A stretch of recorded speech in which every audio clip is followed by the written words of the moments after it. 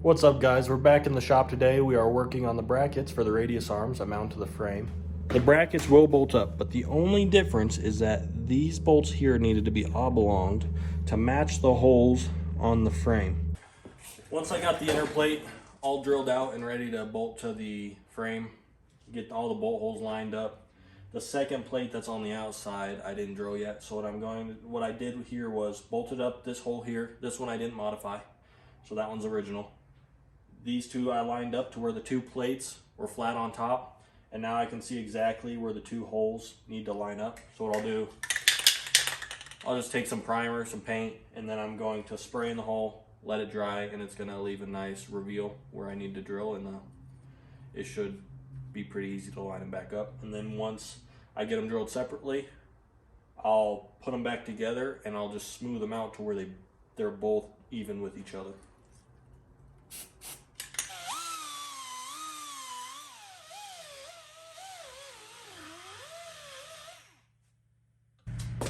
We'll take this, we'll prime the insides, get it bolted up. We'll find the correct bolt length that we need, go buy the right ones, and then right before we get ready to weld this joint back together, we'll paint the inside black, get a nice layer of paint so they don't rust together. I know it doesn't matter because it's a 1/4 inch plate, but rather have it be nice and pretty on the inside so it don't rust.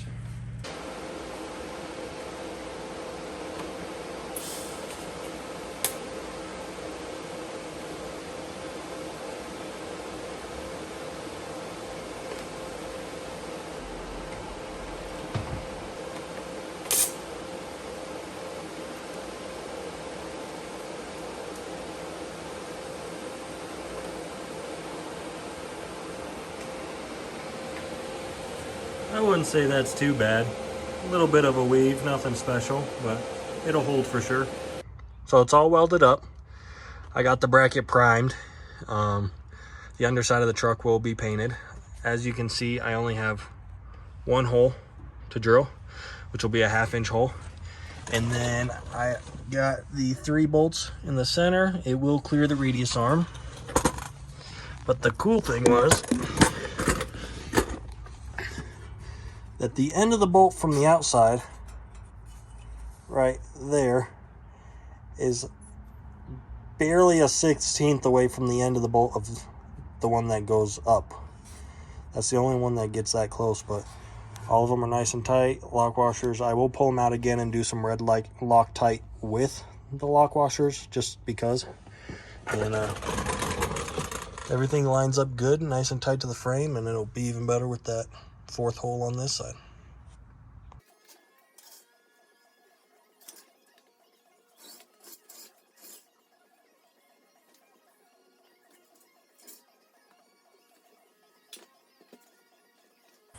Well, this is what we got. We got the axle out.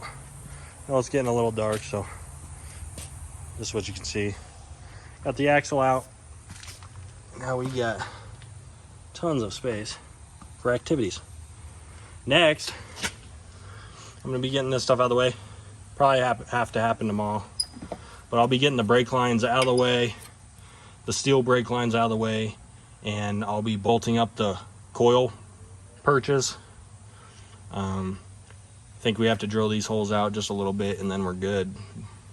And then I have 2 holes to drill on each radius arm bracket for extra bolts, and then we'll get to bolting stuff back in. We got the lines disconnected, so it's time to pull the gearbox. See if I can either drop it on myself or drop it and break it. It's not like it's all that important because I have a new one coming, so.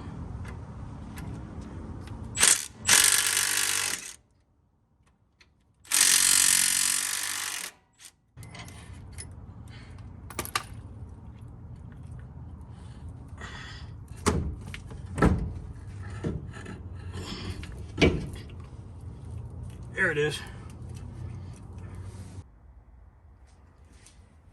So the issue that we're having with this gearbox off the 6.0 is that every single bolt is broke off inside the case.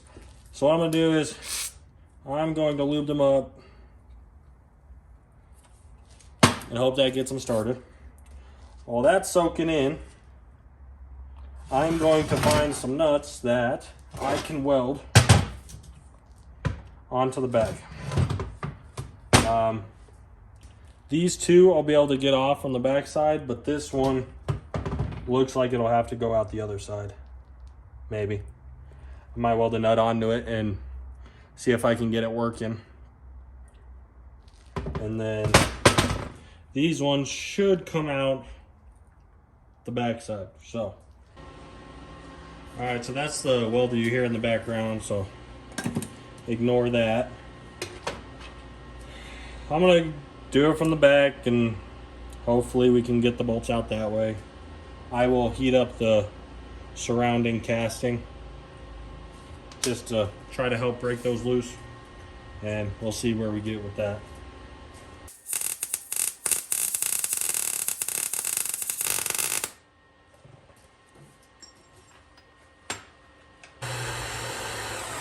Alright. Probably wasn't enough, but we'll get the wrench on there and see if we can break it loose.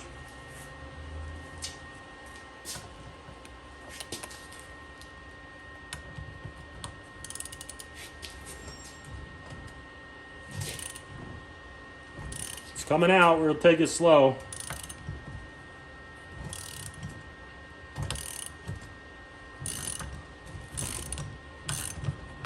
There it goes. I don't know how he broke that off so easy, but I don't want to jinx myself.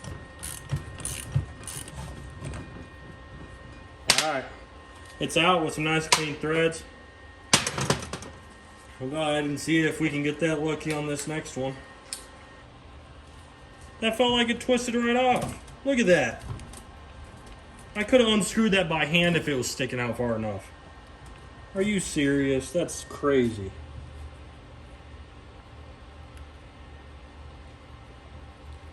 Look at that. That's insane. I don't know how he managed to break those bolts off with how easy they came out, but I can't complain. So what we'll do now is clean out the ports because those were open. So I bought some transmission cleaner. We'll clean that out real quick and then get it slapped back in the truck.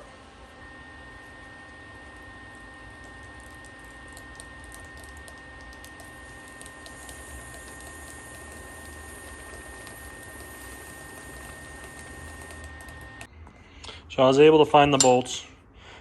Today after work I had to run to Ace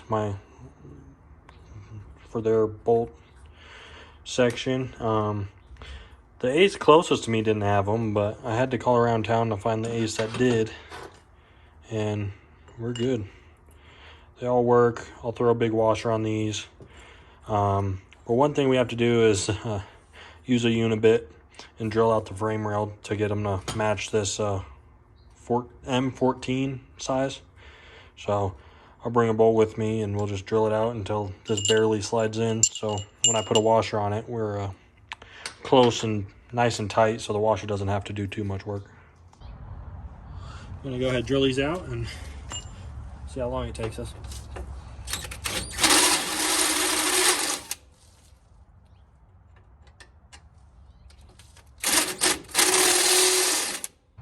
Alright, I'm going to finish up. I'm going to do this last one on this side and then the 3 on the other, and then I'll catch up to you guys when I'm ready to bolt it in. Alright, so what I'm going to do is stick a bolt through there to line it up. I'm just going to stick a spike through there. What this will do is allow me to let it hang while I try to line up the holes.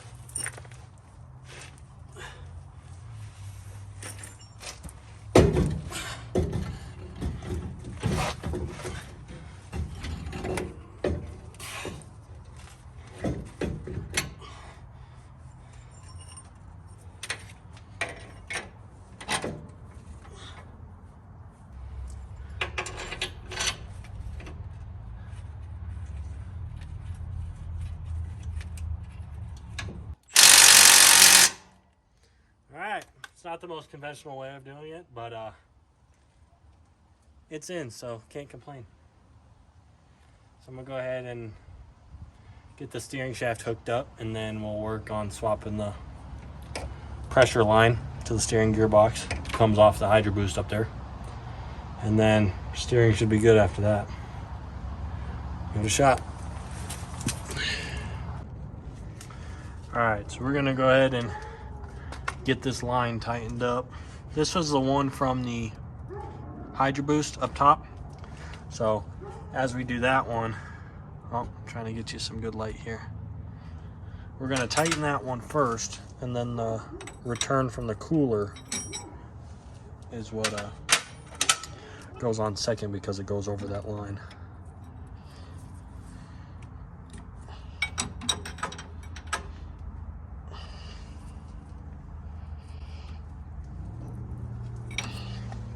So this line I had to bend to get out of the way because the bucket sits flat and I would have hit that.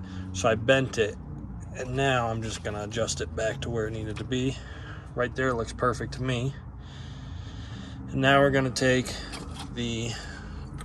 this is the line that goes to the cooler. That runs up over that pressure side. And that's why we had to put that pressure side on first, because they just barely touch, if not clear each other a little bit. So I'm gonna go ahead and tighten that up. I already got the lines up top tight, and we'll just keep an eye on it when we get fluid in there and get the truck running, so we actually know if we have any leaks. But I'm confident that we should be pretty good. I changed a couple O-rings, so we should be good. And there we go. Power steering's hooked up. I'm gonna go ahead and throw the bolt back in the steering shaft, and steering will be done. All right, I got it marked. Now I'm gonna cut it real quick.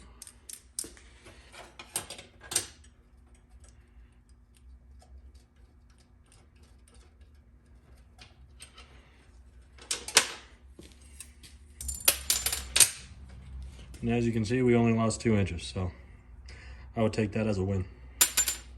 Now what I'm gonna do is, I'm gonna take the flare that came off the truck, and as you can see, I left the nipple in it. Just take that out real quick. You can see is that extruded flare or whatever you wanna call it? So that's basically the first step of the flare that we just did. So we're not gonna do that second step. So let's do that real quick.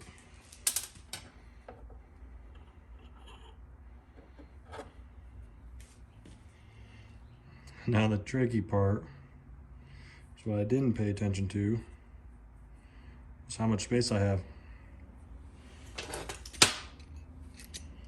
So hopefully, if I am the luckiest man, we'll be good. It'll stick out just enough. So let's get that clamped in there.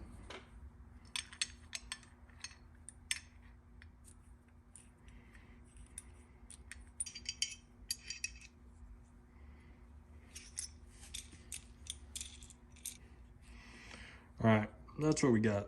So hopefully it works.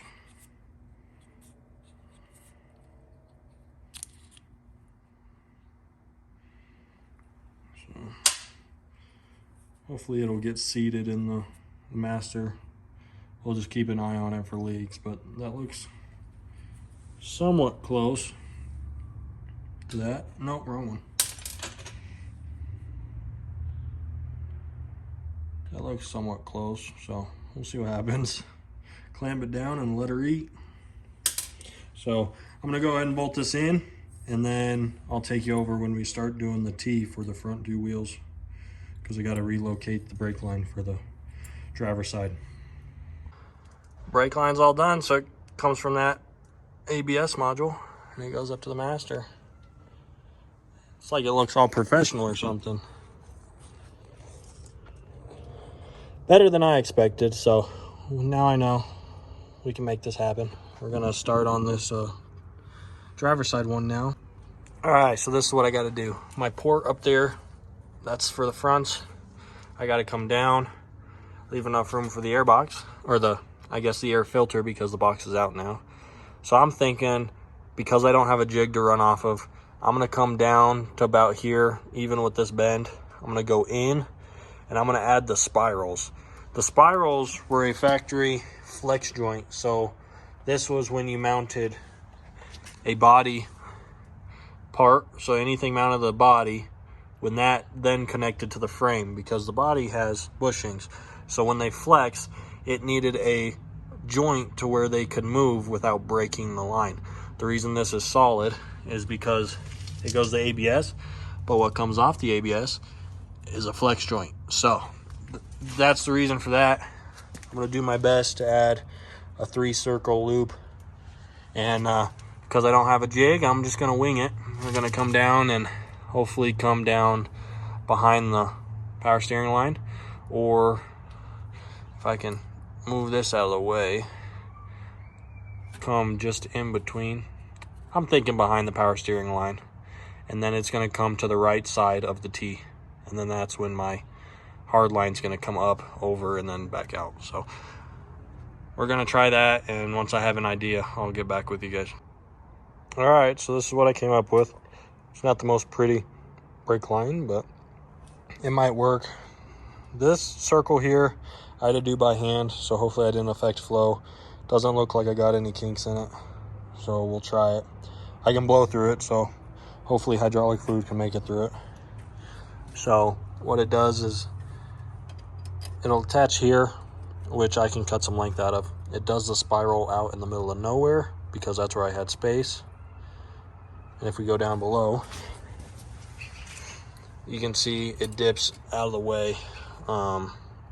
I may have to trim it just because it contacts that brake line there. So I'll trim it up there at the top, and then we'll put the T there.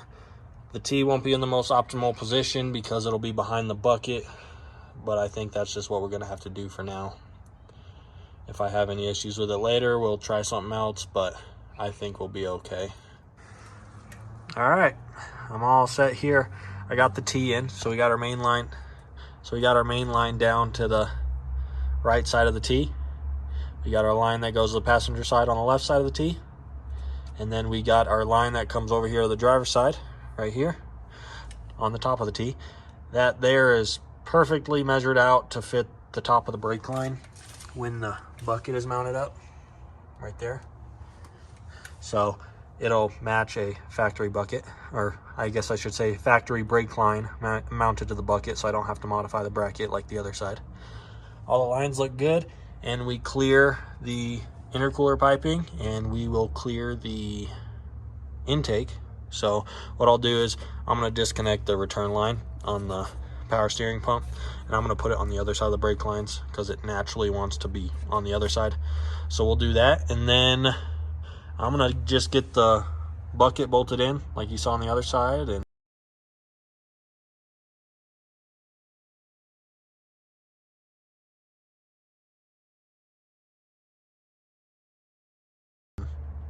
get it ready to drill some holes for the track bar. So we got the track bar bracket in. It's time to slap the axle in. So Joey came over and he's gonna give me a hand with the axle. So we're gonna do that. I'll get you guys set up and you can watch the process. Hopefully Joey doesn't drop it on his toe, but we'll see what happens. You'll see it if it happens. So we found a big dilemma while trying to get everything bolted up. We got the sway bar in. We got all the brake lines hooked up. Only thing left is the steering because I need a castle nut for that. But everything else is good. We get ready to bolt the drive shaft in. We found that 7.3 drive shaft on bottom is way longer than the 6.0 drive shaft. Didn't think it would matter, but after further investigation, we have found that the pumpkin, this is the stock one, it has a shorter snout than the new one. I don't think you guys can see it, but it's about, what would you say, 2 inches shorter, 2 inches longer. So as you can see, the difference in the tubes is whatever the big difference is. So that's probably 3 inches. So we're gonna go ahead and slap the 6.0 drive shaft in. We should be good. All right, so Joey and I have gone and done it. We put a wheel on this side to see how it sits. And what we are finding is that We are about 3 inches low in the front. Still don't know if that wheel is going to hit that fender, which I think it is. But we're going to go with 3-inch pucks and see if it helps. I think with 3 inches, shouldn't I put on shock spacers? 3 inches is a lot. 3 inches is a lot. So, yeah, drive a big truck like this, 3 inches is a lot. Holy shit, you about killed yourself. That would have just hurt really bad. And the truck is still bouncing. Give another bounce, Joey. Give her another branch. Show her what you got.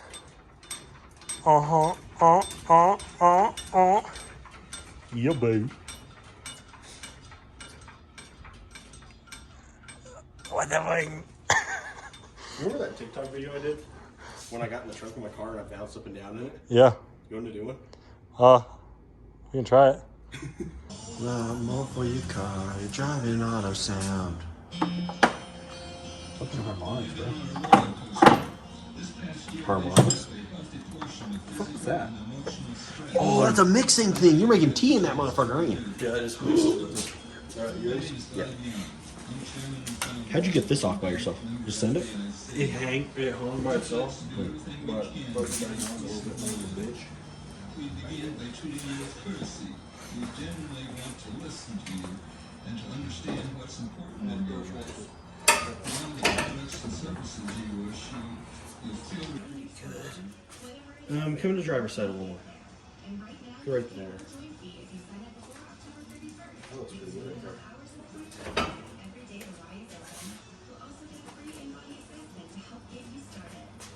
That looks good.